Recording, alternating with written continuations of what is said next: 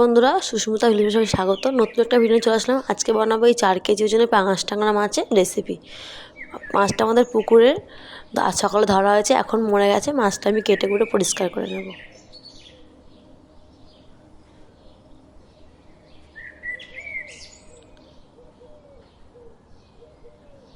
প্রথমে আমি মাছের পাখনাগুলো কেটে নেব।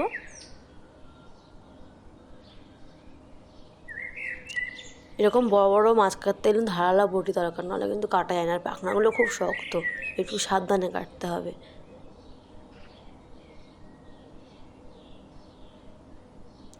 সব পাখনাগুলো আমি কেটে নেব। এরকম শক্ত জায়গায় নোড়া বা কাঠ দিয়ে মারলেই কিন্তু সহজেই কাটা হয়ে যায়।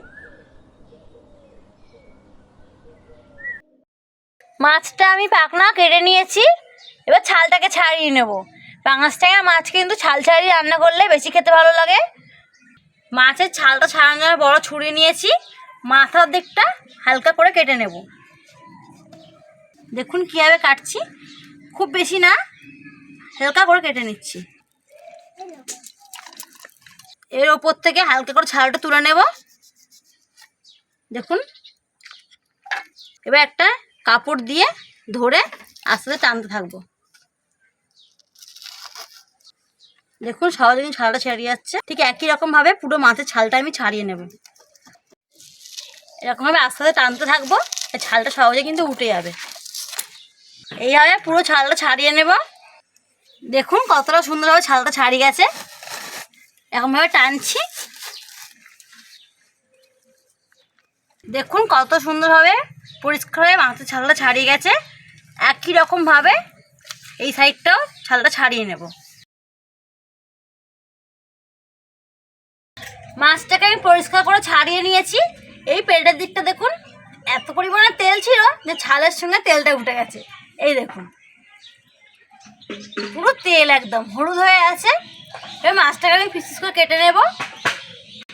মাছের মাথাটা প্রথমে আমি কেটে নিচ্ছি।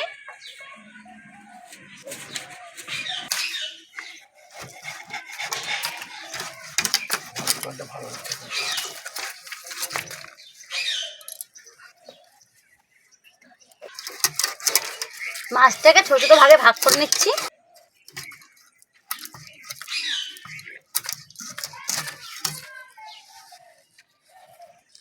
মাছটা দেখুন কত সুন্দর কালার, আর পুরো লাল টকটক করছে। মাছটাকে আমি ছোট ছোট পিস করে কেটে নিচ্ছি। একটা দেখা কত বড় হয়েছে।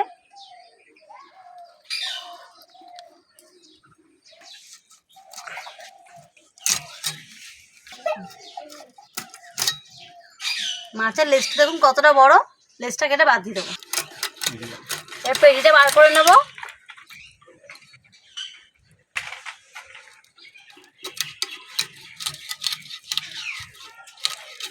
কত সুন্দর পিস হয়েছে। ঠিক এরকমভাবে সব মাছগুলো আমি কেটে নেব। মাছটা আমার কাটা হয়ে গেছে। এই পাঙাশ ট্যাংরা মাছের মাথা আমরা খাই না, মাছের মাথাটা ফেলে দেবো। আর এই মাছের পিসগুলো নিয়ে ভালো করে পুকুর থেকে ধুয়ে নিয়ে আসবো। 4 কেজি মাছ বেশ অনেকটাই হয়েছে। আর পিসগুলো আমি কতটা বড় বড় রেখেছি। মাছটা আমি পুকুর থেকে ভালো করে ধুয়ে নিয়ে এসেছি, তারপরে রান্না করে দেখাচ্ছি আপনাদেরকে। আমি পুকুর থেকে ভালো করে ধুয়ে নিয়ে এসেছি। এবার নুন হলুদ মাখিয়ে নেব। নুন দিয়ে দিচ্ছি, স্বাদ মতন নুন দিয়ে দিতে হবে। হলুদ গুঁড়ো দিয়ে দিচ্ছি। নুন আর হলুদটা ভালো করে মাছগুলোর সাথে মাখিয়ে নেব।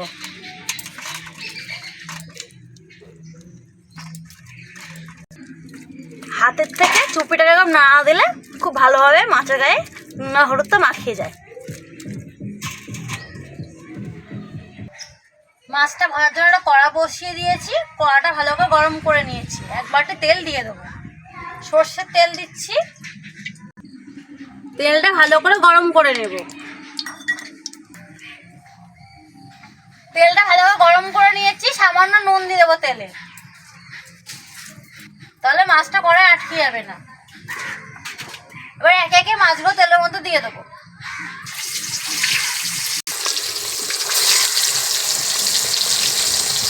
একবারে বেশি মাছ দেবো না, তাহলে ভালো করে ভাজা হবে না।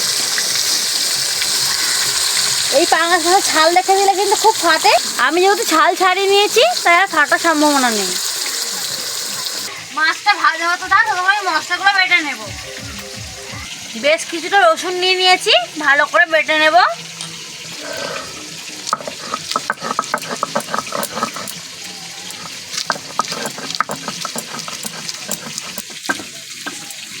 এই মাছ কিন্তু মাংস যেমন করে রান্না করে তেমন করে রান্না করতে হয়, তাহলে খেতে খুব ভালো লাগে।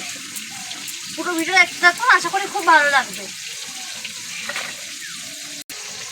রসুনটা বাটা হয়ে গেছে, তুলে নিচ্ছি। এবার আদাটা বেটে নেব। রসুনের থেকে আদাটা একটু কম নিয়েছি, ভালো করে মিহি করে বেটে নেব।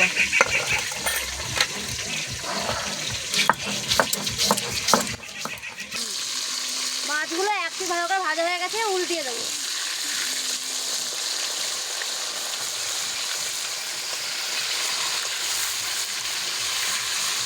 একটু লাল লাল করে ভাজতে হবে, নাহলে আঁশ গন্ধ ছাড়বে। মাছগুলো উল্টে দিয়ে ভালো করে ভেজে নেব।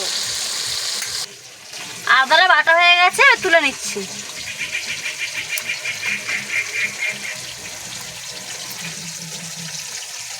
এক চামচ গোটা ধনে নিয়েছি,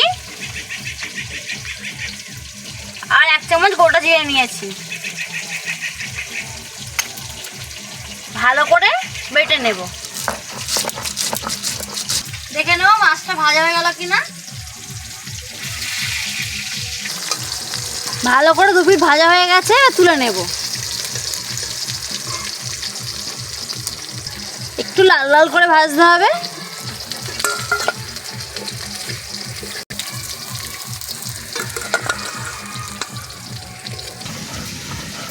ধনে আর জিরাটা বাটা হয়ে গেছে, আমি তুলে নেব।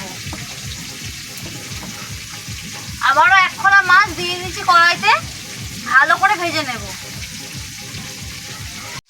সব মাছগুলো লাল লাল করে ভেজে নিয়েছি, এবার তুলে নেব।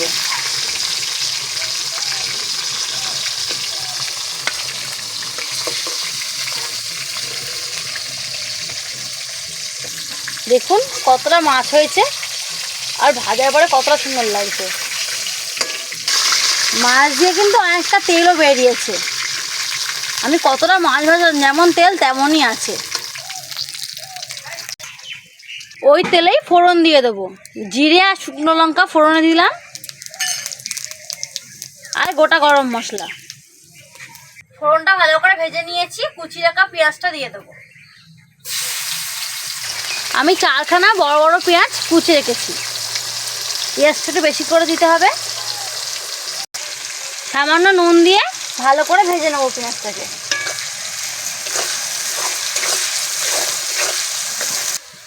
পেঁয়াজ ভালো করে ভেজে নিয়েছি, এবার রসুন বাটাটা দিয়ে দেবো।